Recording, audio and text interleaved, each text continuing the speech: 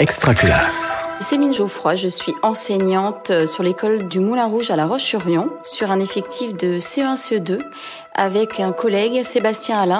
Nous travaillons en co-enseignement sur cette classe. L'école, on en parle beaucoup. Mais est-ce qu'on l'écoute vraiment ? Les énergies scolaires. Le contexte de ce dispositif date maintenant d'il y a 3 ans. Nous travaillions, Sébastien et moi-même, sur des classes mitoyennes. Moi, j'avais des cycles 3, des CM1, CM2 et Sébastien des CE1, CE2. Et sur le temps de la semaine des mathématiques, on avait envie de faire des ateliers partagés, de mettre en commun des objectifs qui seraient différents pour chacun de nos niveaux, mais en même temps essayer de tirer parti de ces éléments de différenciation pour justement profiter que des élèves de CM1 puissent tutorer des élèves de CE. Et puis l'année d'après, on s'est retrouvés tous les deux avec une possibilité d'avoir des CE1, CE2 chacun de notre côté, et on s'est dit allons-y, c'est peut-être maintenant ou jamais de tenter cette classe partagée avec finalement les mêmes élèves, enfin en tout cas le même niveau. Donc on s'est dit allons-y, sachant que nos classes étaient mitoyennes, il suffisait d'ouvrir les portes et d'en faire une seule et même classe.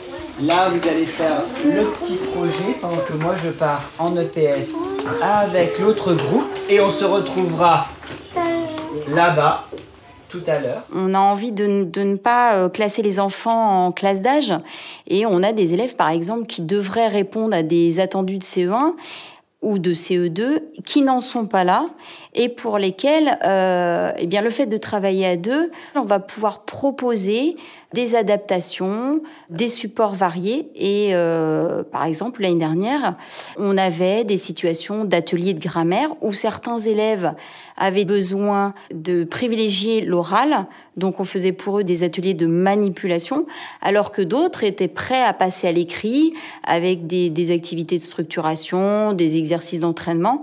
Donc vraiment, on module et on essaye vraiment que les enfants ne soient pas attachés à leur niveau, à la cohorte, je dirais, administrative. Projet Miam. Projet Miam, alors j'avais pas mis Miam, mais tu as raison sur le projet Miam. Vous vous souvenez ce que veut dire Miam ? Manger intelligemment, autrement mieux. Voilà. C'est très bien. Ce qui nous semble intéressant aussi de travailler à 2 et même à 4, puisque comme on est déchargé le vendredi, on a ce qu'on appelle, nous, des modulatrices sur l'école. Ce sont des personnes qui gèrent notre décharge. L'idée, c'est d'avoir des regards pluriels sur l'enfant, et aussi que l'enfant ne fasse pas des catégories en termes de domaine ou d'apprentissage, se dire qu'avec Sébastien, on travaillerait les mathématiques, avec Céline, le français. Mais vraiment l'idée que chacun apporte son regard, puisqu'on a chacun notre singularité d'enseignant, même si on travaille pas pour rien ensemble, parce qu'on a aussi des valeurs communes, mais en tout cas, notre identité professionnelle, elle s'incarne dans des réalités différentes. Et c'est ça qui nous semble être aussi une force, qui correspond aussi aux valeurs qu'on a envie de donner aux enfants, qui sont des valeurs de coopération, qu'ensemble on apprend mieux, que c'est chouette. Et nous aussi, on le montre que c'est plus facile d'enseigner à 2 que d'être seul. Et je pense que le fait de travailler en co-enseignement, c'est aussi montrer, faire ce que je dis, que de dire aux enfants que c'est chouette de travailler à plusieurs. Nous, on montre à nos élèves que c'est chouette de travailler à 2. Si je devais travailler seule l'année prochaine, je pense que ça me ferait très peur. S'il fallait le faire, je le ferais, évidemment, mais en réinventant d'autres choses. Une EPS, on fait de l'athlétisme. Quand il y a une consigne, on ne s'avachit pas par terre pour l'écouter. On est en sport. Et dès qu'on a fait une partie de l'atelier, on ne va pas s'écrouler par terre pour s'allonger. Non, il y a un petit effort à avoir. Et là, je pense qu'il faut aussi que vous travailliez la notion de l'effort pour progresser. Ça, c'est vraiment important. Être combatif, c'est vouloir aller un petit peu au bout des choses. Certains, oh là là, j'en peux déjà plus, je m'arrête. Non, aller au bout. On a des élèves qui ont connu le dispositif, puisque nos CE2 l'ont vécu l'année dernière.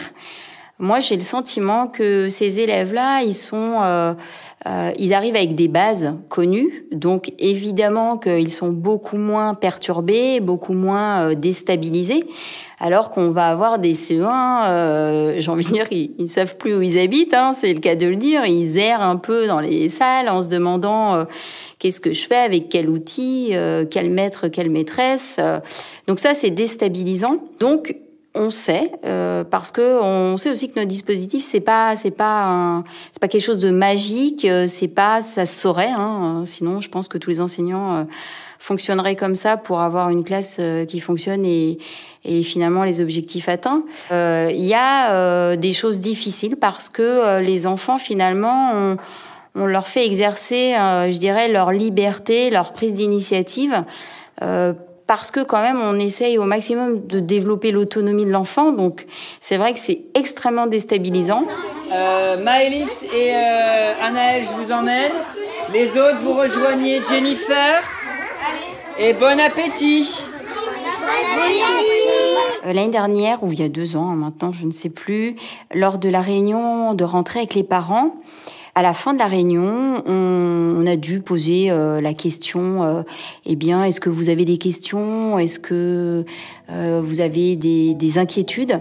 Il y a un papa qui nous a dit, mais face à un tel enthousiasme, on ne peut qu'être enthousiaste et rassuré. Donc ça, je trouve que c'est hyper chouette dans l'idée qu'on se fait confiance les uns les autres et que c'est comme ça qu'on peut avancer avec les enfants. Vous venez d'écouter un épisode des Énergies scolaires. Si ça s'est bien passé, n'hésitez pas à laisser un avis sur votre plateforme d'écoute. À bientôt sur Extra Classe. Une production Réseau Canopé 2022. Extra Classe.